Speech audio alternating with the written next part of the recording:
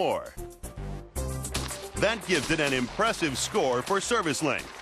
Accuracy is excellent, but combat effectiveness and handling are average. Innovation is low, making the Springfield 03 number 8 in our top 10 list.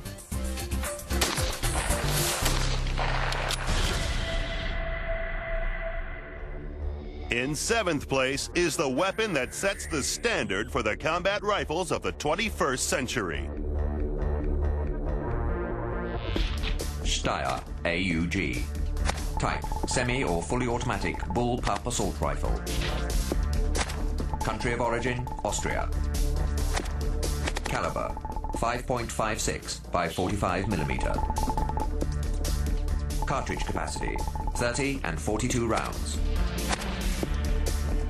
Muzzle velocity, approximately 3,084 feet per second. Rate of fire, 650 rounds per minute. The Steyr AUG is probably one of the coolest looking weapons fielded by modern armies. Perhaps the greatest flaw of the Steyr AUG is it was a rifle ahead of its time.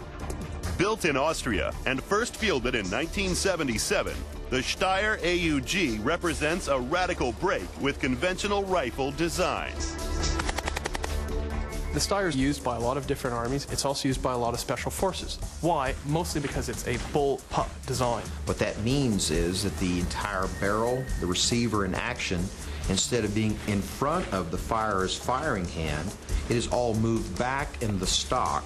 What does that allow you to do? It allows you to shrink the weapon, so it's short and easy to handle. But the Steyr's bullpup design isn't its only innovation. This is the first real rifle where you've got the firer is holding on to 2 vertical grips. It takes a little getting used to, but the barrel is full length and you're capable of great accuracy with it. The Steyr is also one of the few weapons designed to eject shells on either side, making it adaptable to left-handed shooters. It also has a clear plastic magazine, allowing soldiers to instantly see how many rounds they have left. But perhaps the most striking feature of the Steyr is its interchangeable barrel system. Want to make it a section support weapon or a squad support weapon? Click, put a heavier barrel on it. It's like a Lego set gun. You can do anything you want with it. And, frankly, it just looks cool. Despite its radical design, the Steyr has failed to win the hearts and minds of the world's largest armies. But smaller forces have been persuaded, including Ireland and Australia. The Australians have a tradition of being riflemen and a rifleman's culture, and they're going to want a good piece of gear. If the Australians adopted the Steyr AUG, that's a vote of confidence that says that it's something more than just another plastic battle rifle. In 1999, the Steyr saw limited combat in East Timor. Australian peacekeeping troops went up against the Indonesian army, and the Steyr, with its shortened length, proved invaluable. If you are an Australian soldier trying to conduct operations in built-up areas in close quarters, what you really need is a weapon that is no longer than it needs to be to get the job done. And that means having a short weapon that you can use in close quarters.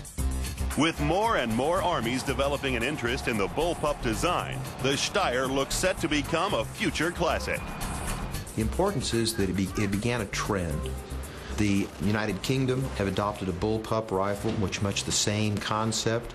The French military has done the same, and many of the major armies and militaries around the world are also looking at a bullpup rifle, very similar to the AUG, to replace their standard assault rifles or battle rifles. The Steyr AUG scores good marks for innovation, combat effectiveness, and handling.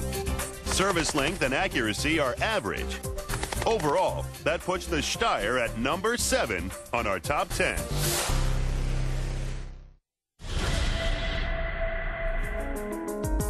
At number 6, a weapon so accurate, it was recommended for the most audacious assassination attempt of the 20th century. Mauser Model 98K carbine. Type, bolt-action rifle. Country of origin, Germany. Caliber, 7.92 by 57 millimeter. Cartridge capacity, 5 rounds. Muzzle velocity, approximately 2,822 feet per second. Rate of fire, 10 to 15 rounds per minute. The Mauser 98, be still my fluttering heartstrings. It's a fabulous weapon. It's an earth shaker. The Mauser 98 was the perfect synthesis of many innovations that rifles had undergone during the late 19th century. Smokeless powder, clips that could be fed into magazines. But the Mauser's greatest innovation was its bolt action, which was both fast and strong. By the end of the First World War, the Mauser 98 had built a formidable reputation.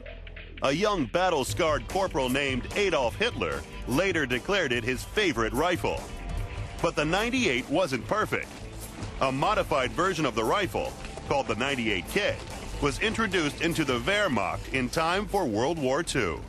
They kept the bolt system and the magazine system, perhaps its two greatest innovations. But they made it a shorter rifle, easier to shoot, easier to bring up to the shoulder, simplified the sighting system, made it a little more soldier-friendly. For the German troop carrying a 98 rifle over his shoulder into combat, it's just a totally fabulous weapon. The old German soldiers that I've talked to respected the heck out of the Mauser rifle. The Mauser 98 is over 100 years old, and yet its mechanism is still the basis for most modern hunting rifles. That gives the Mauser excellent marks for accuracy and service length. Innovation is also good, but with only average handling and combat effectiveness, this German legend is at number 6.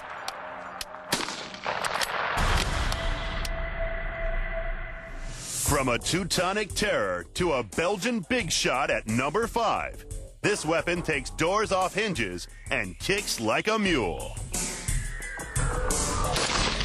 FN-FAL. Type, semi or fully automatic rifle. Country of origin, Belgium.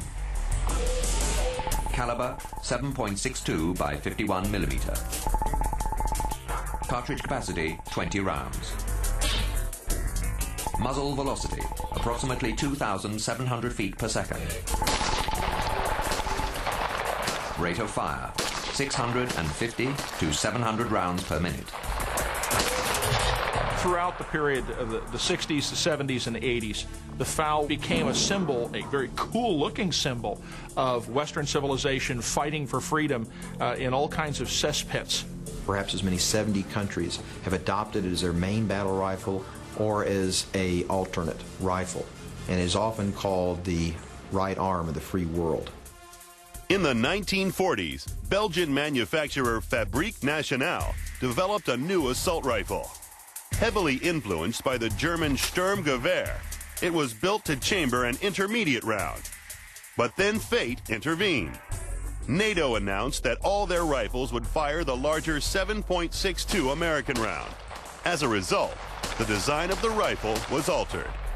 The 7.62 by 51 cartridge almost overpowered the design. And the result is that the FAL has been stretched to its very limits of its design. It's like very much like a thoroughbred horse, which has so much muscle that its tendons and its bones are just at the limits of their ability to restrain that kind of power. The FN-FAL tamed that power and developed a reputation as a big hitter. In the jungles of Vietnam, it gave good service to the Australian Army. And during the Six-Day War, Israeli troops armed with FNs swept aside the Egyptian army. Everybody thinks the Israelis using the 9mm Uzi as their main weapon, but in the Six-Day War, the Israeli leg infantry doing the hard work in the Sinai, in the West Bank, and on the Golan Heights were equipped with a serious assault rifle with a hard-hitting round, the FN-FAL. In 1983, the FN-FAL became the arbiter of a unique conflict.